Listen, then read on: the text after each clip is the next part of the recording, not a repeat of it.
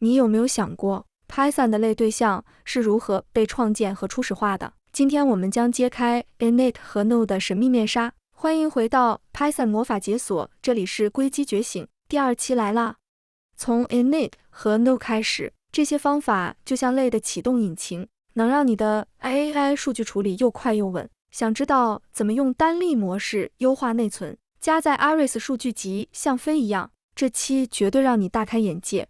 快打开你的代码编辑器，点个订阅，我们一起解锁 Python 的 AI 魔法吧。本期内容分为3个部分，分为特别方法 init 和 no 的深入讲解以及总结。我们先来深入了解下特别方法 init。比如说你造了一栋房子，打地基、通水电这些准备工作，就是特别方法 init 干的活。它会在对象刚被创建出来的时候自动启动，专门负责给实例穿上出生装备，比如给模型加载权重参数，给数据集设定路径，这些初始化动作都得靠它。不过要注意3个关键点哦。第一，它只是搞装修的，盖房子还得靠 no 这个特别方法。第二，每次实例化都会自动塞给你一个 self 参数，就像快递小哥直接把包裹送到你手上一样。第三，这个方法特别老实，从来不会给你返回任何东西，顶多回去收到。在 AI 开发里啊，这个方法可太重要了。比如我们要初始化预训练模型，就会在这里加载 BERT 或者 GPT 的权重文件，处理数据集时也会在这儿设定好数据增强参数，就像给你的 AI 助手穿上工作服，准备好各种专业工具。看好了，特别方法 init 的标准语法如屏幕显示。记住这个铁三角：1. def 必须带下划线套下划线。2. 第一个永远是 self 自己人。3. 后面参数想加几个都行。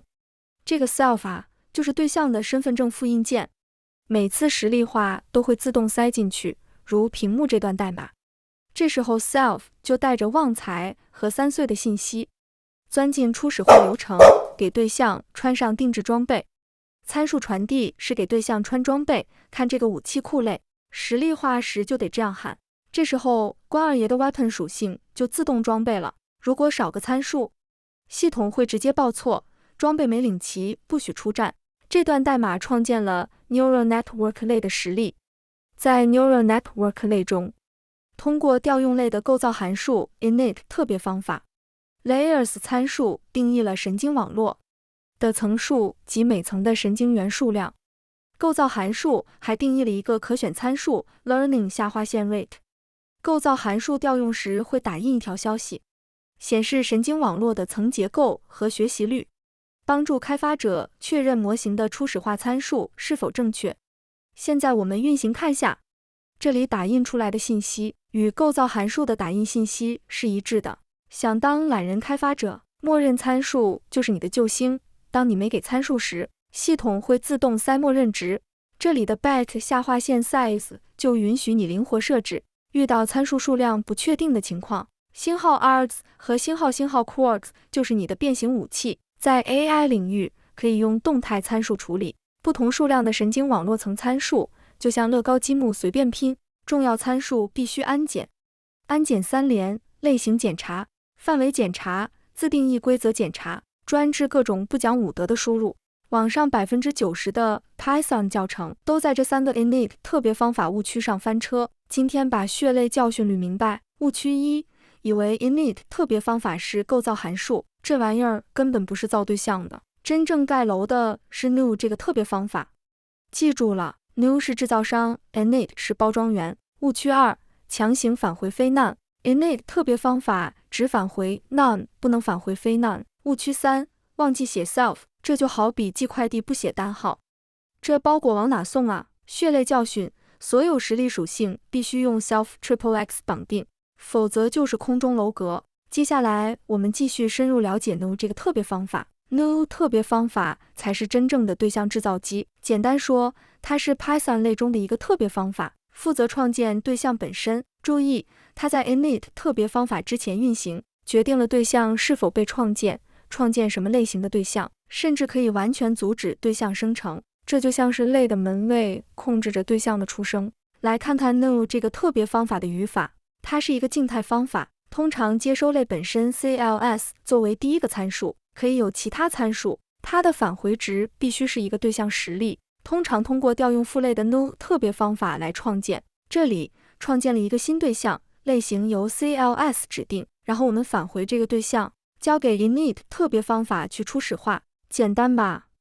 但 init 特别方法的真正魔法在于它的灵活性，你可以返回任意对象，甚至完全不返回对象。在 AI 场景中 no 特别方法能帮你实现单例模式，确保数据集只加载一次，节省内存。或者你可以用它来动态选择子类实例，比如根据数据类型创建不同的模型对象，可能性无穷大。可以用 no 特别方法打造一个 AI 模型工厂。想象你在开发一个机器学习系统，用户输入模型类型，比如 CNN 或 RNN 或 Transformer， 你想动态创建对应的模型对象， no 特别方法能帮你实现。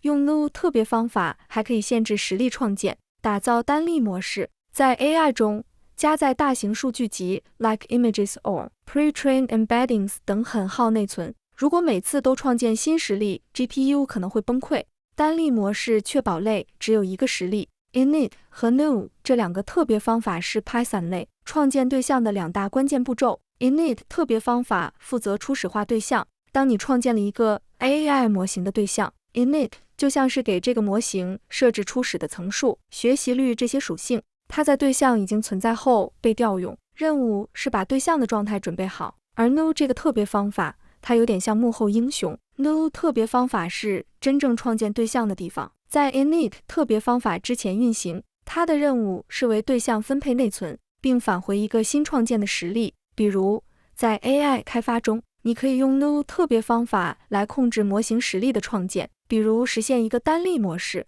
确保只有一个模型占用 GPU 资源。两者的关系是什么？简单来说， no 特别方法是建筑师，负责建造房子，而 init 特别方法是装修师，负责把房子装扮好。调用顺序是，你用类名创建对象时， Python 先调用 no 特别方法来生成实例，然后调用 init 特别方法来初始化它，就像流水线一样，缺一不可。好了，现在我们来对比一下 init 和 no 两个特别方法，看看它们到底有什么不同。第一，作用。 no 特别方法负责创建对象，是构造阶段。init 特别方法负责初始化对象，是设置阶段。比如在 AI 中， no 特别方法可以决定创建哪种模型子类，比如 CNN 还是 RNN， 而 init 特别方法则设置模型的超参数。第二，调用时机。 no 特别方法永远在 init 特别方法之前运行， Python 先造出对象，再去装修它。第三，参数。 no 特别方法是个静态方法，接收 CLS 类本身作为第一个参数，而 init 特别方法是实例方法，接收 self 已经创建的实例，这点很重要，别混淆。第四，返回值。 no 特别方法必须返回一个实例，否则 init 特别方法不会被调用，但 init 特别方法只能返回 none， 否则会报错。第五，使用场景。 init 特别方法几乎每个类都会用到，比如初始化 AI 数据集的 P 大小，而 no 特别方法更高级，适合特殊需求，比如单例模式，或者动态选择 AI 模型类型。现在来看 init 和 no 两个特别方法怎么协作，特别是在 AI 场景中。假设我们要设计一个 AI 模型类，但为了节省 GPU 资源，我们希望全局只有一个实例，这就是单例模式。在这段代码里 no 特别方法检查是否已有实例，如果没有就创建，确保全局只有一个对象。init 特别方法则负责更新模型的名字和层数，它们分工明确。no 特别方法控制创建， init 特别方法负责初始化。结果呢？我们得到了一个高效的单例模型，完美适合 AI 开发。好了，今天我们揭开了 init 和 no 两个特别方法的秘密。